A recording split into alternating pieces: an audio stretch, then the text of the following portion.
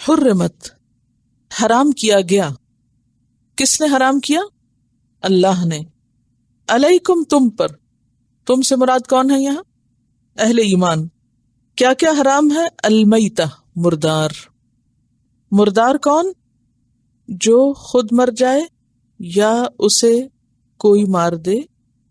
یعنی ایک ہوتا ہے نا طبعی موت مرنا، کوئی بیمار ہوا اور مر گیا، یا پھر کسی نے اس پہ کچھ مارا اور وہ مر گیا. والدم اور خون. اور خون کون سا؟ جو بہتا خون ہو. اس کی وضاحت سورۃ الانعام میں آتی ہے. دمن مسفوحا، کیونکہ وہ خون جو گوشت کے اندر ہو یا ہڈی میں ہو وہ خون حرام نہیں. اسی طرح وہ خون جو کلیجی کی شکل میں ہو جمع ہوا وہ بھی حرام نہیں، یا تلی کی شکل میں یا رگوں کے اندر کہیں. بعض اوقات رگوں کے اندر خون جمع ہوا رہ جاتا ہے نا، آپ پکا بھی لیتے ہیں اور بعد میں اگر آپ گوشت کاٹتے ہیں دیکھتے ہیں تو اس میں سے محسوس بھی ہو رہا ہے، نظر آ رہا ہوتا ہے بدلے ہوئے رنگ کے ساتھ. ولحم الخنزیر اور خنزیر کا گوشت. اور گوشت کے علاوہ چربی وہ حلال ہے؟ نہیں، چربی بھی حرام. تمام اشیاء. اور خنزیر کے حرام ہونے کی وجہ پیچھے آپ پڑھ بھی چکے ہیں. پہلی بات تو یہ کہ اللہ جو چاہے حرام کر دے، جو چاہے حلال کر دے. حلال بھی اس نے کیا اور حرام بھی اس نے کیا. لیکن پیچھے آپ اسباب اور وجوہات پڑھ چکے ہیں کہ خنزیر جو ہے وہ اپنی طبیعت کے اعتبار سے ایک ناپاک جانور ہے. اس کی جو غذائی عادات ہیں اور اس کے جو معاملات ہیں ان کے اندر بھی ایک خاص قسم کی بے غیرتی پائی جاتی ہے. تو چونکہ غذا انسان کے مزاج پر، عادات پر اثر انداز ہوتی ہے، اس لیے اس کا گوشت اور اس کی ہڈی، خون، یہ تمام چیزیں منع کر دی گئی. گوشت کا لفظ جو ہے یہ سب چیزوں کو ایک طرح سے انکلوڈ کرتا ہے. اب دیکھیں کہ جب ایک جانور ماں کے پیٹ میں بنتا ہے تو سب سے پہلے کیا چیز بنتی؟ گوشت بنتا ہے یا ہڈی بنتی؟ گوشت کا مضغہ بنتا ہے نا، گوشت کا ٹکڑا بنتا ہے اور اسی کے اندر سے پھر سب کچھ نکلتا ہے. تو گویا ہڈی ہو یا پھر باقی چیزیں ہوں، چربی ہو، یہ سب کس کے تابع ہیں؟ گوشت کے تابع ہی ہیں، یعنی اس میں انکلوڈڈ ہیں. کیونکہ بعض لوگ کہتے ہیں کہ دیکھو جی قرآن میں تو صرف گوشت لکھا ہوا ہے، باقی چیزیں تو نہیں لکھی، تو اس لیے آپ باقی چیزوں کو کیوں حرام کرتے ہیں؟ اور دوسری بات یہ کہ حدیث سے بھی پتہ چلتا ہے اس کے کھال بال ہر چیز حرام ہے. اور اس گوشت کے کھانے سے جو جو بیماریاں پیدا ہوتی ہیں یا جو جو آفات اور مصیبتیں آتی ہیں وہ سب آپ پڑھ بھی چکے ہیں. اور اگر وہ نہ بھی پڑھے ہوں تب بھی ہم جانتے ہیں کہ یہ ہمارے لیے نقصان دہ ہے. اور صرف انسانوں کے لیے ہی اس کا کھانا نقصان دہ نہیں بلکہ جانوروں کے لیے. مثلا آپ کو یاد ہوگا کہ 1986 میں برطانیہ میں ایک بیماری پھیلی تھی میڈ کاؤ کے نام سے، جس میں 3.7 ملین گایوں کو ذبح کر کے یا مار کے پھینک دیا گیا تھا، ان کو جلایا گیا تھا. یعنی مارنے کے بعد 3.7 ملین، یعنی کہ تھوڑی بہت نہیں تھی. اور یہ بھی آپ کو معلوم ہے کہ اس کے پیچھے وجہ کیا تھی کہ ان کا جو کھانا تھا اس میں خنزیر کا گوشت، چربی، ہڈی ملا کے اس سے فوڈ بنائی گئی تھی. اور وہ فوڈ یعنی ویسے تو جانوروں کی فوڈ کیا ہوتی ہے؟ سبزی ہوتی ہے، گھاس ہوتا ہے، لیکن ان کو میٹ پروڈکٹ کھلائے گئے تھے جس کی وجہ سے ان کے اندر یہ بیماری پیدا ہوئی. اور پھر اس بیماری کی وجہ سے جو گائے وغیرہ یہ بیف کھایا گیا اور بیف کھانے والے جو تھے وہ بھی بیمار ہوئے. اور اب تک تقریباً 155 لوگ جو ہیں وہ اس بیماری میں مر چکے ہیں. تو اس کا خون ہو یا اس کا گوشت ہو یا چربی ہو یا ہڈی ہو، تمام چیزیں اس کی حرام ہیں. تو ولحم الخنزیر وما اہل، اور جو پکارا گیا لغیر اللہ بھی، واسطے غیر اللہ کے. احل یحل احلال، اور ہلال کیا چیز ہے؟ حلل کا کیا معنی ہوتا ہے؟ زور سے پکارنا. اور پہلی رات کے چاند کو ہلال کیوں کہا جاتا ہے؟ کیونکہ اس کو دیکھ کر لوگ ایک دم پکارتے ہیں. عربوں کے ہاں دور جاہلیت میں جب کوئی جانور کسی بت کے نام پر ذبح کیا جاتا تو وہ زور سے پکار کر نام لیتے کہ یہ حبل کے نام پر ہے، یہ لات کے نام پہ، یا عزا کے نام پہ، یا منات کے نام پر. تو بآواز بلند ایک طرح سے اعلان کرتے تھے اس کا. تو جس پر اللہ کے علاوہ کسی اور کا نام پکارا گیا، نام بلند کیا گیا اور پھر زور سے نہ بھی پکارا گیا ہو، خواہ دل میں بھی لیا گیا ہو یا نیت میں ہو، تو ایسا جانور بھی حرام ہے. یعنی خواہ اسے شرعی طریقے پہ ذبح کیا جا رہا ہو لیکن اللہ کے نام کی بجائے کسی اور کا نام اس پہ لیا جا رہا ہو یا کسی اور کی نیت سے اس کو ذبح کیا جا رہا ہو تو وہ بھی درست نہیں. مثلا نصارہ کے ہاں مسیح علیہ السلام کے نام پر قربانی کی جاتی، یہود کے ہاں عزیر علیہ السلام کے نام پر، مسلمانوں کے ہاں مختلف بزرگوں کے نام پر بعض اوقات جانور قربان کیے جاتے ہیں. خاص طور پر آپ دیکھیے کہ وہ جانور جو کسی مخصوص قبر پر لے جا کر ذبح کیے جاتے ہیں، اس کے پیچھے کیا مقصد ہے، کیا چاہا جاتا ہے؟ صاحب قبر کا تقرب، کہ یہ قبر والا ہم سے خوش ہو اور اس خوشی میں پھر کیا کرے، اگلی دنیا میں ہمارا حساب کتاب ساکت کروا دے اور ہمیں جنت میں داخل کرا دے، یا یہ کہ ہماری کوئی مشکل آسان کروا دے. تو یہ تمام چیزیں کیا ہیں؟ دراصل حرام ہیں، ناپسندیدہ ہیں. پھر اسی طرح مسلمانوں میں بعض لوگ نبی صلی اللہ علیہ وسلم کے نام پر کرتے ہیں.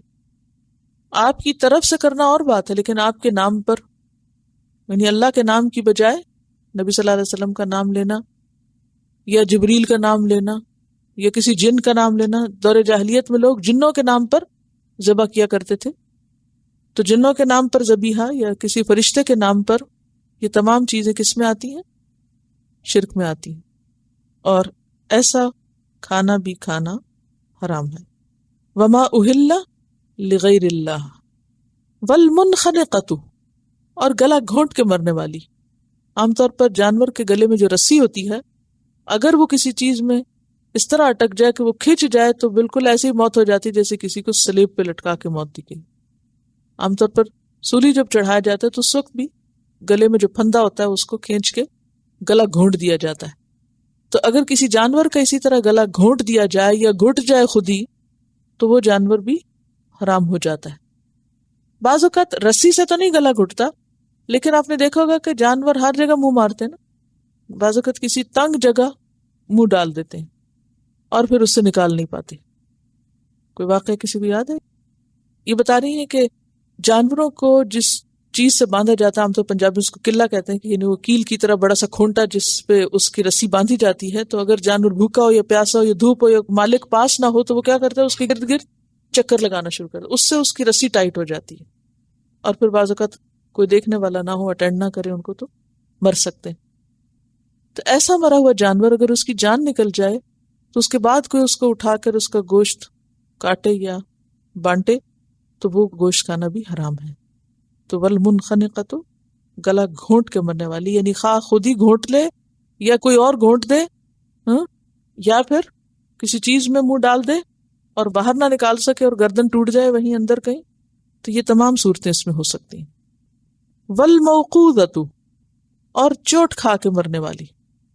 چوٹ کھا کے، چوٹ خواہ کسی پتھر کی ہو، مثلا کسی نے ہاتھ سے کوئی پتھر پھینکا یا کوئی لکڑی ماری. بعض اوقات ایسا نا جانوروں کو پٹائی کرتے ہیں، سر پہ ڈنڈا مار دیا یا کسی اور ایسے اس پر کہ اس سے اس کی موت واقع ہوگی، تو وقظ کہتے ہیں سخت چوٹ کو. تو چوٹ کھا کے مرنا. اسی میں پھر جب سٹون کیا جاتا ہے، یعنی جانور کو کوئی بلٹ ماری جاتی ہے اور اس سے اس کا دماغ سن کیا جاتا ہے، تو وہ بھی اسی میں آ جاتا ہے. ٹھیک ہے نا. موجودہ دور میں کس طرح جانوروں کو ذبح کرتے ہیں؟ پہلے کیا کرتے ہیں، سر پہ مارتے ہیں کچھ، جس سے ان کا یعنی دماغ کام نہیں کرتا. وہ کہتے ہیں ہم اس طرح ان کو نم کر رہے ہیں، بے حس کر رہے ہیں، اور پھر ذبح کی ان کو تکلیف نہیں ہوگی. لیکن اس سے زیادہ تکلیف تو سر پہ لگنے سے ہو جاتی ہے. یہی تو کہا جا رہا ہے یہ جائز نہیں ہے. تو یہ دیکھیں نا پھر کیا لکھا ہوا ہے. موقوذہ کا لفظ جو ہے، موقوذہ وقظ سے ہے. وقظ کا معنی ہے سخت چوٹ. سخت چوٹ خواہ پتھر کی ہو، چاہے بلٹ کی ہو، گولی کی ہو، ڈنڈے کی ہو، کسی بھی چیز کی ہو. تو اس سے اگر کوئی جانور مر جائے تو وہ درست نہیں. والمتردیۃ، اور اوپر سے نیچے گر کے مرنے والا. مثلا جانور بعض اوقات پہاڑوں کی چوٹیوں تک پہنچ جاتے ہیں یا کسی چھت پہ چڑھ گئے اور وہاں سے نیچے چھلانگ لگا دی. جو بھیڑ چال مشہور ہے نا، کہ عام طور پر ایسا ہوتا ہے کہ بعض اوقات بھیڑوں کے گلے جو ہیں یا بکریوں کے، وہ ایک چھلانگ لگاتی ہے تو اندھا دھند دوسری بھی پیچھے لگانے لگتی ہے. تو اس کو بھیڑ چال اسی سے کہا گیا کہ اندھا دھند کسی کے پیچھے چھلانگ لگا دینا بغیر اپنی عقل استعمال کیے ہوئے سوچے سمجھے. تو اگر کوئی جانور اوپر سے گر کے نیچے مر جائے تو وہ جانور بھی حرام ہے، خواہ وہ خود گرے یا کوئی آ کے اس کو دھکا دے کے گرائے۔ والنطیحۃ، نطح کہتے ہیں سینگ کو، سینگ لڑا کے اور سینگوں سے ایک دوسرے کو مارنے والے، یعنی سینگ کھا کے مرنے والی۔ کئی دفعہ جانوروں کو آپس میں لڑاتے بھی ہیں نا، تو اس لڑائی میں اگر ایک جانور نے دوسرے جانور کو سینگ مار دیا اور اس سینگ مارنے سے وہ جانور مر گیا تو وہ مرا ہوا جانور بھی نہیں کھایا جا سکتا۔ وما اکل السبع، اور جس کو کھا جائیں درندے، سبع، سبع کا روٹ کیا؟ سین بے عین، سبع، سبع کس کو کہتے ہیں؟ 7 کو۔ 7 کا عدد عربوں میں عدد تام کہلاتا ہے، پورا، یعنی جس کی قوت پوری ہو، یعنی پوری قوت والا۔ اور اس سے مراد کون سے جانور ہیں؟ جیسے بھیڑیا، شیر وغیرہ، جس کو کسی جانور نے کھا لیا ہو، درندے نے کھا لیا ہو۔ مثلا اگر آپ کو کبھی کسی ایسے پارک میں جانے کا اتفاق ہوا ہو جس میں ہنٹنگ آپ دیکھیں، تو آپ نے دیکھا ہوگا کہ بعض اوقات جانور ہنٹ کرتے ہیں اور آدھا کھاتے ہیں اور آدھا پھینک کے چلے جاتے ہیں، اور پھر کوئی اور جانور آتا ہے تو کچھ وہ اپنا حصہ اس میں سے لگاتا ہے، تو کوئی اور آتا ہے۔ تو جنگل کی صفائی تو خوب ہو جاتی ہے، ہر جانور کا اپنا اپنا حصہ ہے۔ شیر مخصوص حصوں کو کھائے گا، اور اسی طرح گدھ مخصوص حصوں کو کھائے گا، اور اسی طرح بھیڑیے وغیرہ مخصوص حصوں کو کھاتے ہیں۔ تو یہ جانوروں کے حصے تو ہیں، لیکن کوئی انسان جا کے اٹھا کے کھانا شروع کرے تو وہ اس کے لیے جائز نہیں، یعنی جسے کسی درندے نے کھا لیا ہو۔ الا، مگر، ما ذکیتم، جسے تم نے پاک کر لیا یعنی ذبح کر لیا۔ ٹھیک ہے، کیسے ذبح کر لیا، یہ کیسے پاک کر لیا؟ کہ باقاعدہ اس کو حلال کیا۔ مثلا ایک جانور اوپر سے گرا ہی تھا اور چوٹ لگی ہے، اس کو مرا نہیں ہے، آپ نے اس سے پہلے اس کو پکڑا اور آپ نے اس کو ذبح کر لیا۔ اور ذبح کرنے کی علامت کیا ہوتی ہے؟ لال رنگ کا خون باہر نکلے، یعنی خون کا بہانا۔ ذبح میں 2 چیزیں ہوتی ہیں، یعنی جائز اسلامی ذبیحہ جو ہے اللہ کا نام لینا، دوسرا خون بہانا۔ ذبیحہ میں شرط کیا ہے کہ خون بہہ کے باہر نکل آئے۔ چوٹ لگی ہے، کوئی نہیں، ایک حصے پہ لگی ہے، لیکن آپ نے اس کے مرنے سے پہلے اس کو اٹھا لیا، اس میں حرکت بھی تھی، اور آپ نے اس کو کاٹا، اور کاٹتے ہوئے اس کے اندر پھر جرجری آئی اور اس کا خون نکل گیا، تو ٹھیک ہے۔ الا ما ذکیتم، یہ اس کا استثناء ہے۔ اسی طرح اگر کسی چوٹ لگی اور ابھی وہ مرا نہیں اور آپ نے اس کو ذبح کر لیا اور اس کا خون نکل گیا، یاد رکھیے کہ جب دماغ میں چوٹ لگتی ہے نا، جس طرح یہ سن کر کے جو مارتے ہیں، تو اس میں کیا ہوتا ہے کہ جب دماغ سن ہوتا ہے تو جسم سے خون کا اخراج پوری طرح نہیں ہوتا، اس میں خون رگوں کے اندر رہ جاتا ہے، کیونکہ اگر دماغ ڈیڈ ہو جائے، کیونکہ سارے جسم کا، باڈی کا تعلق کس سے؟ دماغ سے، برین کے ساتھ ہے۔ جب وہ ڈیڈ ہو جائے تو پھر باقی جسم مر جاتا ہے، یعنی وہ پوری طرح خون باہر نہیں نکال سکتا۔ تو کئی تم میں خون کا بہانا شرط ہے۔ وما ذبح، اور کیا حرام کر دیا گیا؟ جو ذبح کیا جائے، یعنی باقاعدہ ذبح کیا جائے، چھری پھیر کے ذبح کیا جا رہا ہے۔ علی النصب، آستانوں پر۔ نصب وہ پتھر جو عبادت کے لیے نصب کیا جاتا ہے، خواہ وہ بت ہو یا ویسے ہی پتھر ہو، یعنی کسی مخصوص ذہن کے ساتھ اس پتھر کے اوپر رکھ کے ذبح کیا جائے، یا اس کے سامنے رکھ کے کیا جائے، یا اسے گود میں لے کے کیا جائے، یعنی کسی بھی طرح اگر کوئی تصور ایسا اس ذبح کے ساتھ وابستہ ہے۔ ایک تو یہ نا انسانوں کے نام پہ ذبح کرنا، اور بعض اوقات بتوں کے نام پہ جو ذبح کیا جاتا ہے یا پتھروں کے سامنے رکھ کے کیا جاتا ہے، مخصوص عبادت کے لیے جو پتھر رکھے جاتے ہیں، وہ بھی گوشت حرام ہے، یا وہ جانور بھی حرام ہے۔ عام طور پر مشرکین یہ کرتے ہیں۔ اور کیا حرام ہے؟ وَأَن تَسْتَقْسِمُوا، اور یہ کہ تم قسمت کا حال معلوم کرو۔ تستقسموا کا روٹ کیا ہے؟ قاف سین میم، قسمت۔ قسمت کس کو کہتے ہیں؟ قسمت کا حال معلوم کرنا کیا ہے؟ فارچون ٹیلنگ جو ہوتی۔ بالازلام، تیروں کے ساتھ۔ ازلام زائی لام میم اس کا روٹ ہے، اور ظلم کی جمع ہے وہ تیر جس پر نہ لگائے گئے ہوں، خالی تیر۔ تو عربوں کے ہاں تیر کی شکل کی لکڑیاں ہوتی تھی جن کے اوپر لکھا ہوا ہوتا تھا۔ کیا لکھا ہوتا تھا؟ ایک پہ لکھا ہوتا تھا یہ کام کرو افعل، دوسرے پہ لکھا ہوتا تھا لا تفعل، کسی کو خالی چھوڑ دیا جاتا تھا۔ اب وہ تیر کیا کرتے تھے، کسی مثلا کپڑے کی پوٹلی میں رکھ لیتے تھے، چھوٹے چھوٹے تیر کسی کپڑے کی پوٹلی میں رکھ لیے۔ اب آپ کی زندگی میں کوئی اہم مسئلہ ہے، مثلا شادی کرنا ہے یا سفر کرنا ہے یا کوئی بزنس کرنا ہے، تو اسلام نے ہمیں کیا حکم دیا کہ ایسے موقعوں پہ کیا کرو؟ استخارہ. تو اہل جاہلیت استخارہ نہیں کرتے تھے. وہ کیا کرتے تھے؟ کسی بت کے پاس جاتے اور اس کے پاس بیٹھے ہوئے جو مجاور ہوتے تھے ان کے پاس اس طرح کے تیر رکھے ہوتے تھے. تو وہ کیا کرتے کہ وہ کہتے کہ اچھا ان تیروں میں سے کوئی تیر نکال لو، جسے وہ ہمارے عام طور پہ پرچیاں ڈال کے کسی ایک بچے سے کہتے ہیں پرچی نکال لو، فال نکالنا، جیسے طوطا فال بھی ہوتی. تو اس میں کیا ہوتا کہ وہ تیر نکالتے، اگر وہ تیر نکل آتا کر لو تو کہتے بس ٹھیک ہے یہ کام میرے لیے جائز ہے اور بہت اچھا ہے. اگر وہ نکل آتا کہ نہیں کرو تو چاہے وہ کتنا ہی فائدے کا کام ہوتا اسے چھوڑ دیتے. توہمات پر شگون اور سپرسٹیشنز، کوئی حقیقت ہی نہیں اس کی بھی. وہ اس تیر نے کہاں سے آپ کو بتایا کہ یہ کام آپ کے لیے ٹھیک ہے یہ نہیں؟ کوئی اللہ کا حکم تھوڑی اس میں لکھا ہوا، تو آپ کے اپنے ہاتھوں نے لکھا ہوا اس کو. اور اگر خالی نکل آتا تو پھر دوبارہ سے پھر شروع کرتے، اور اس پر بعض اوقات وہ کوئی نذرانہ بھی پیش کرتے تھے، اور اس میں وہ اس بت کی یا اس کی رضامندی سمجھتے تھے، کہتے تھے ہاں جی ہمیں اذن مل گیا یا اذن نہیں ملا. اب بھی آپ دیکھیں مسلمانوں کے اندر بعض اوقات یہ بہت عام رواج ہے کہ وہ کسی نجومی کے پاس جاتے ہیں، پھر وہ ہندسوں سے لکیروں سے معلوم نہیں کہاں کہاں سے قسمت کے حال معلوم کرتے. بعض کوئی پرندوں سے، وہ پرندہ اس طرف اڑ کے گیا دائیں طرف تو کام ٹھیک ہے، اور بائیں طرف گیا تو ٹھیک نہیں. تو کوئی بھی قسم جس کے ذریعے لوگ غیب کا حال معلوم کرنے کی کوشش کریں یہ سب منع ہے. استخارے کے بارے میں بھی لوگوں نے بعض اوقات اس کو غیب کا حال معلوم کرنے کا ذریعہ بنایا، وہ بات نہیں ہے. اصل میں یہ ہے کہ اس میں دل کا رجحان ایسا ہو جاتا ہے، یا کوئی شخص ایسا آ جاتا ہے سامنے جو آپ کو مشورہ دے دیتا ہے، یا کسی بھی طریقے سے آپ کو جو رہنمائی مل جاتی ہے. تو وہ کیا ہوتا ہے، مثلاً آپ استخارہ کر رہے ہیں اور آپ سوچتے ہیں میں یہ کام کروں یا نہ کروں، نفل پڑھ کے آپ بیٹھے، اتنے میں کوئی شخص آپ سے ملنے آ جاتا اور بغیر کسی کانٹیکسٹ کے وہ کوئی ایسی بات شروع کرتا ہے کہ جس میں بالکل وہی بات ہوتی ہے جس پہ آپ اللہ سے مشورہ چاہ رہے ہوتے. تو وہ شخص کیا بن جاتا ہے، ایک وسیلہ بن جاتا ہے، یہ ایک سبب بن جاتا ہے. بعض اوقات کوئی ایسی چیز پیش آ جاتی ہے، بعض اوقات ایسی بات کھل جاتی ہے کہ جو انسان کے لیے بالکل آؤٹ آف دا وے جا کر، اور بعض اوقات خواب آ جاتا ہے. خواب کا آنا شرط نہیں ہے، بعض لوگ اس کو ضروری سمجھتے ہیں، کوئی ضروری نہیں ہے، لیکن آ بھی سکتا ہے کیونکہ رہنمائی اللہ تعالیٰ مختلف طریقوں سے دیتا ہے نا. بعض اوقات آپ کیا کرتے ہیں کہ آپ اس کے بعد قرآن پاک پڑھ رہے ہوتے ہیں، اچانک اس میں کوئی ایسی چیز سامنے آ جاتی ہے، اللہ کا حکم سامنے آ جاتا ہے جو آپ کو بھولا ہوا ہوتا ہے کہ اچھا یہ تو قرآن پاک میں اللہ کا صاف حکم ہے، اگر رشتہ داروں کو دو یا کچھ کرو، کئی چیزیں ہوتی ہیں. یا کوئی آپ ایسا بزنس شروع کرنے والے تھے جو اصلاً حلال نہیں تھا اور آپ کو یاد ہی نہیں تھا، بھولا ہوا تھا، اور اچانک آپ نے قرآن پاک میں جیسے مرد حضرات کا حکم مسجد جا کے نماز پڑھے، آپ نے نفل پڑھے، اتنے میں اٹھ کے اللہ اکبر کی اور امام نے جو آیات شروع کی اس میں واضح طور پر حکم پتہ چل گیا.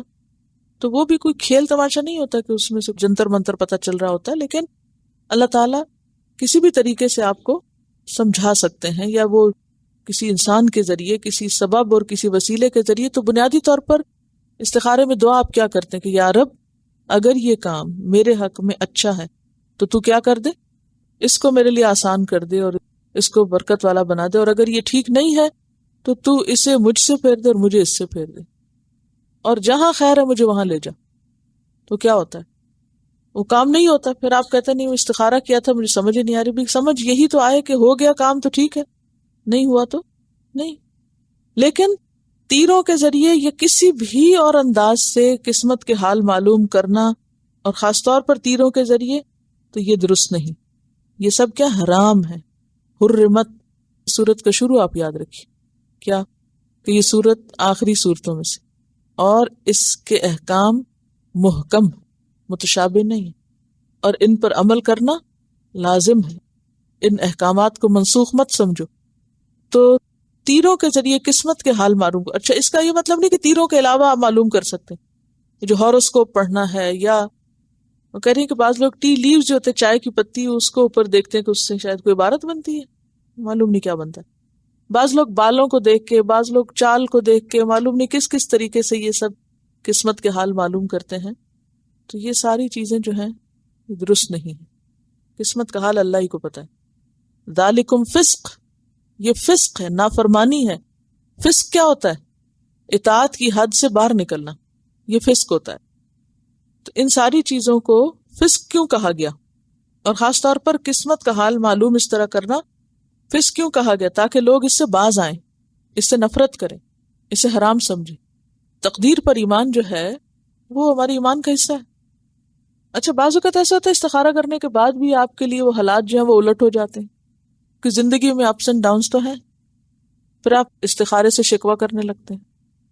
آپ کہتے ہیں ہم نے استخارہ بھی کیا تو پھر بھی یہ ہو گیا۔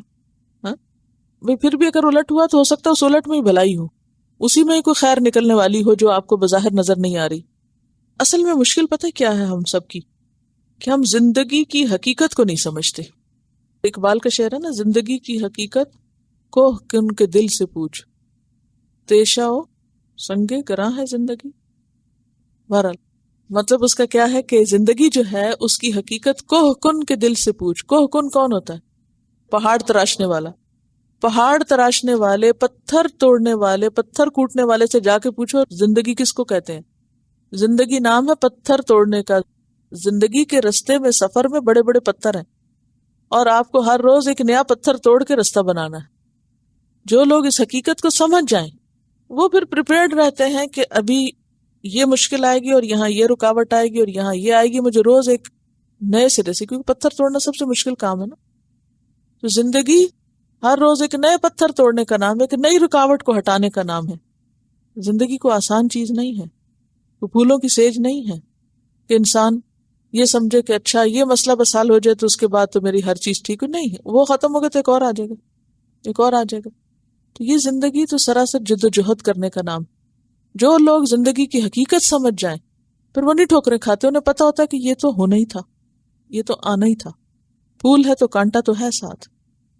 لیکن ہم دوسرے پہلو کو بھول جاتے ہیں۔ ہم دن جب دیکھتے ہیں تو ہم خوش ہو جاتے ہیں دن ہے، لیکن یہ بھول جاتے ہیں رات آنی ہے، اور رات آئے تو مایوس ہو جاتے ہیں، بھول جاتے ہیں کہ دن آنا ہے۔ تو ہم کس کے بیچ میں؟ دن اور رات کے بیچ میں ہیں، کبھی ایک ہے کبھی دوسرا ہے۔ بہرحال تو یہاں پر کیا فرمایا؟ ذالکم فسق الیوم، آج کے دن۔ آج کا دن سے مراد یہاں وہ دن ہے جب یہ وحی نازل ہو رہی تھی، وہ مقام اور موقع ہے عرفہ کے دن، 9 ذی الحج کو، کہتے ہیں جمعے کا دن بھی تھا۔ الیوم، آج کے دن، یئس الذین، مایوس ہو گئے وہ سب لوگ، کفروا، جنہوں نے کفر کیا۔ کس بات سے؟ من دینکم، تمہارے دین سے، تمہارے دین سے مایوس ہو گئے۔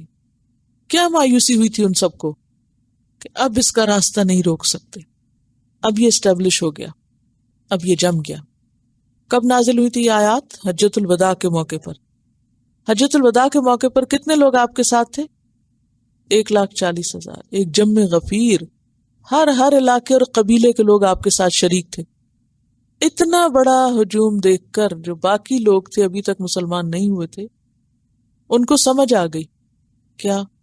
کہ اب اسلام آ چکا ہے، پھیل چکا ہے، اب اس کو یہاں سے نکالا نہیں جا سکتا، وہ اس دین کو بدل نہیں سکتے، وہ اب اس کو مٹا نہیں سکتے۔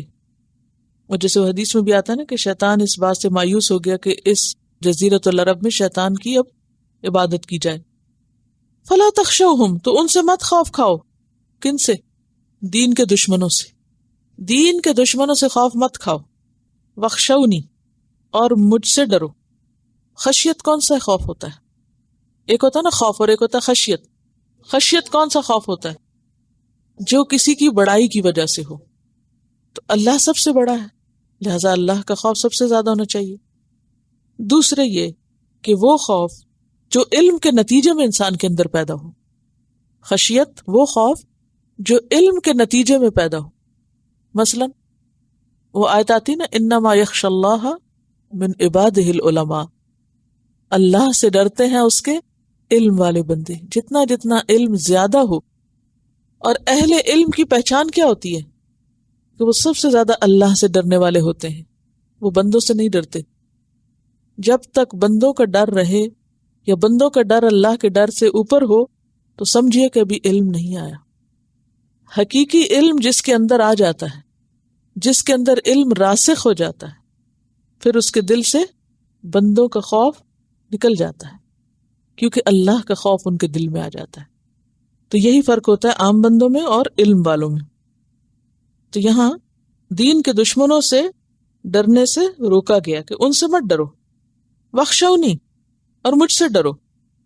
الیوم اکملت لکم دینکم، آج میں نے تمہارا دین تمہارے لیے مکمل کر دیا. آج میں نے تمہارے لیے تمہارے دین کی تکمیل کر دی. تو کیا پہلے دین ناقص تھا؟ کیا مراد ہے اس سے؟ نزول مکمل ہوا، دین کا نزول، دین کا جو آنا تھا تمہارے پاس وہ کمپلیٹ ہو گیا، آ گیا. اسی لیے اس آیت کو آخری آیت کہا جاتا ہے کہ اس آیت پر پھر کیا ہوا؟ وہی مکمل ہو گئی. ایک رائے یہی ہے کہ یہ سب سے آخری آیت ہے. اور ویسے بھی ابھی دیکھیں نا حضرت عائشہ کی جو حدیث میں نے آپ کو سنائی ہے کہ یہ آخری صورت ہے اور منسوخ نہیں اس کے بعد کچھ. بہرحال تو تمہارے لیے تمہارا دین مکمل ہو گیا سے مراد یہ نہیں کہ پہلے دین ناقص تھا، اس میں کمی تھی تو اب پورا ہو گیا. مراد اس سے یہ ہے کہ اس کا نزول مکمل ہو گیا. جیسے ہم کہتے ہیں نا ختم قرآن، تو کیا مراد ہوتی ہے اس کہ ہمارا پڑھنا مکمل ہو گیا، تکمیل ہو گئی. اس سے مراد یہ تو نہیں ہوتی کہ آپ نے قرآن کو دنیا سے ختم کر دیا یا اپنی زندگی سے ختم کر دیا، یہ تو نہیں مانا ہوتا نا. تو مکمل کرنے کا مطلب بھی کیا ہے کہ نزول وحی کمپلیٹ ہو گئی ہے. جو حکم تمہیں ملنے تھے مل گئے، شریعت کی تکمیل ہو گئی. اور اس سے یہ پتہ چلتا ہے کہ اگر شریعت کی تکمیل ہو جائے تو نئے نبی کی بھی ضرورت نہیں، نئے رسول کی بھی ضرورت نہیں. وَأَتْمَمْتُ عَلَيْكُمْ نِعْمَتِي، اور میں نے اپنی نعمت تم پہ تمام کر دی. کس چیز کو نعمت کہا جا رہا ہے؟ دین اسلام کو.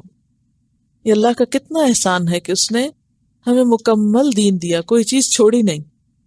وَرَضِيتُ لَكُمُ الْإِسْلَامَ دِينًا، اور تمہارے لیے دین اسلام کو پسند کیا. جیسے ایک اور جگہ پر آتا وَلَا يَرْضَىٰ لِعِبَادِهِ الْكُفْرَ، اللہ اپنے بندوں کے لیے کیا نہیں پسند کرتا؟ کفر. اس نے دین کو پسند کیا، تمہارے لیے اسلام کو پسند کیا ہے.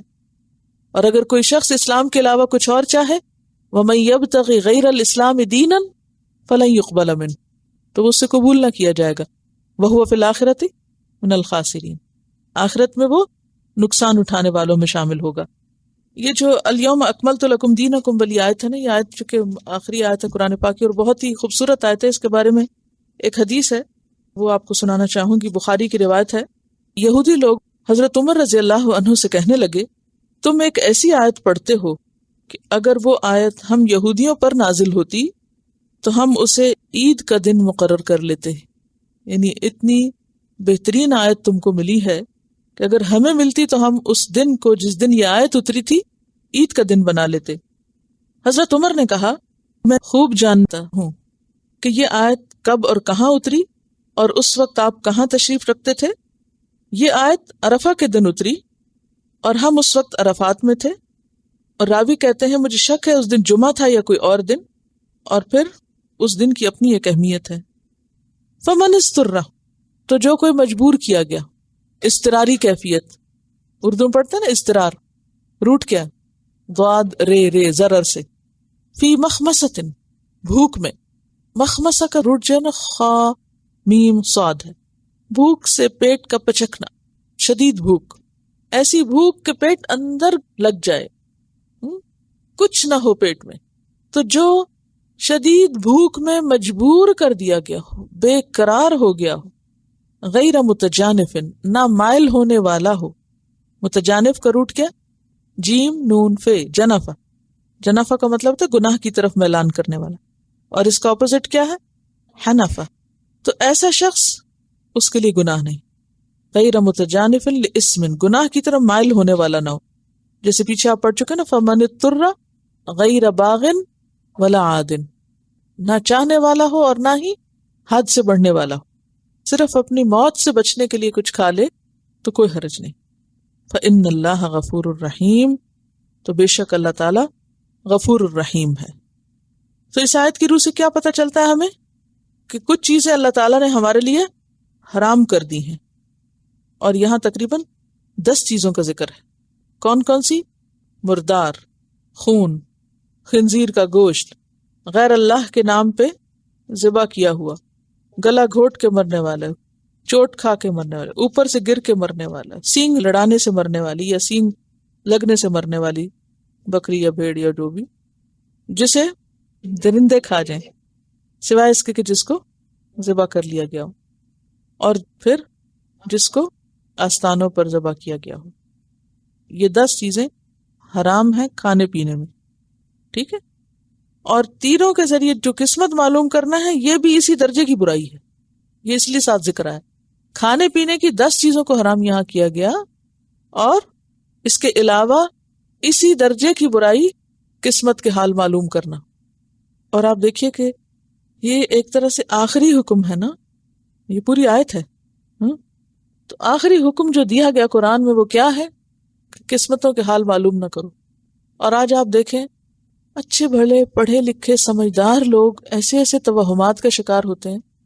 قرآن پڑھنے پڑھانے والے بھی بعض اوقات چھوٹی چھوٹی باتوں میں کبھی نجومی کے پاس چلے گئے، کبھی کسی سے کچھ پوچھا، کبھی اس سے حال معلوم کر، کسی بابے کے پاس، کسی فقیر کے پاس، کسی سادھو کے پاس، کسی مجذوب کے پاس جن کو اپنی ہوش نہیں، ان سے جا کے قسمت کے حال معلوم کیے جاتے ہیں۔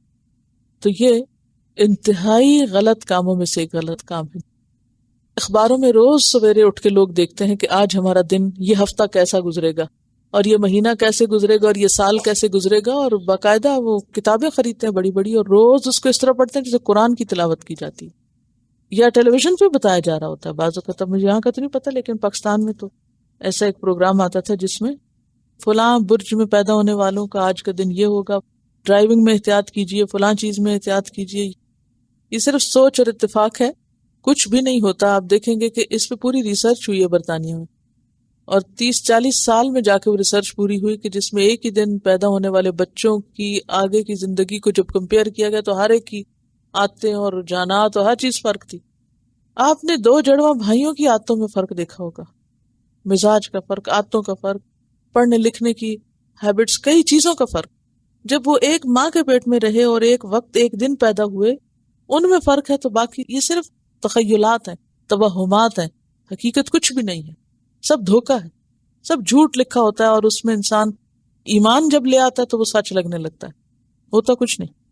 بعض اوقات یہ ہے کہ لوگ توہمات پیدا بھی کر دیتے، تو ان سب چیزوں سے بچنے کی ضرورت ہے، کیونکہ توہمات جو ہیں وہ غیر اللہ پر اعتقاد ہے، عقیدے کے سخت خلاف چیز ہے، اور انسان کو کمزور بناتا ہے۔ اللہ پر ایمان انسان کو مضبوط بناتا ہے، اور غیر اللہ پر اعتقاد جو ہے وہ انسان کو کمزور کرتا ہے۔ اور ویسے بھی غیر اللہ کے سہارے جو ہیں وہ کیا ہیں، آگے وہ تفصیل آئے گی انشاءاللہ سورۃ الانعام میں، عنکبوت میں، بہت جگہوں پہ آئیں گی یہ باتیں، اس لیے آج ہم اپنی انہی آیات پہ فوکس کرتے ہیں۔ ضرورت اس بات کی ہے کہ ہم میں سے ہر شخص اپنا اپنا جائزہ لے کہ کہیں وہ کسی بھی زندگی کے حصے میں کسی توہم کا شکار تو نہیں۔ ایک کیسٹ ہے یہ ماہ سفر اور بدشگونی، اس میں اقسام بھی بتائی ہوئی اور احادیث کے ریفرنس کے ساتھ بتایا ہوا ہے کہ کس کس قسم کی چیز جو ہے وہ منع ہے۔ اس کو شرک کہا گیا۔ تیارہ جو ہے کوئی بھی چیز جس کے اوپر آپ بھروسہ کریں، جس سے آپ اس طرح غائبانہ طور پر فائدے کی توقع رکھیں، اگر اسباب کے ساتھ ہو تو وہ تو اور چیز ہے نا،